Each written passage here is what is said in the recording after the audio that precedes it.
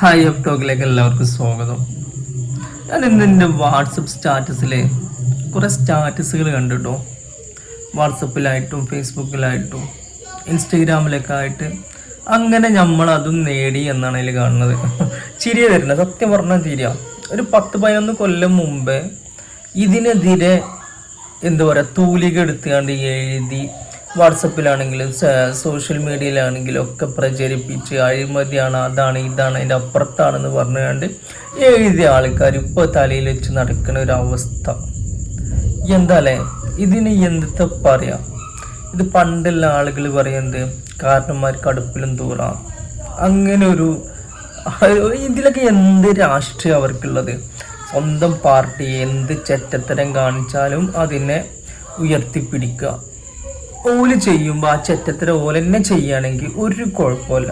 ചെറ്റത്തരം പറയാൻ കാരണം എന്താ വെച്ചാൽ ആ ഒരു 10-11 കൊല്ലം മുമ്പ് ഉമ്മൻചാണ്ടി സർക്കാർ ഇത് കൊണ്ടുവരാനും അതുപോലെ ഇതിൽ എത്ര ശതമാനം പ്രൈവറ്റ് വ്യക്തികൾക്കുള്ളതും മറ്റ് ഗവൺമെൻറ് ഇറക്കണമൊക്കെ പറഞ്ഞുകൊണ്ട് ഇത്ര കോടിൻ്റെ അഴിമതികളൊക്കെ 6000 കോടിൻ്റെ അഴിമതി ഒക്കെ പറഞ്ഞിട്ടുള്ളൊരു സംഗതി അന്ന് എഴുതിയതിന് കാര്യം. അന്ന് അവർക്ക് അത് ചെറ്റത്തരേനും.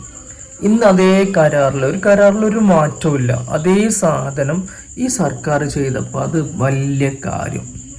അപ്പോൾ ഇതിൽ അവരെ രാഷ്ട്രീയം ഞാൻ കാണുന്നത്. സ്വന്തം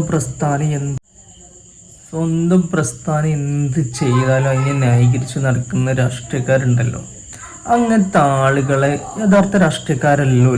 യഥാർത്ഥ രാഷ്ട്രീയം എന്ന് പറയുന്നത് സ്വന്തം പ്രസ്ഥാനം നിലപാടുകൾക്കെതിരെ അല്ലെങ്കിൽ നമ്മളെ ആശയത്തിനെതിരെ അല്ലെങ്കിൽ നമ്മൾ എന്താ പറയുക നമ്മൾ വിശ്വസിക്കുന്ന അല്ലെങ്കിൽ നമ്മുടെ സമൂഹത്തിന് നന്മ കിട്ടാത്തതാണെങ്കിൽ അതിന് പ്രതികരിക്കുന്ന വേണം. ഇത് നന്മ ഉണ്ടോ ഇല്ലോ എന്നല്ല ഞാൻ പറയുന്നത്.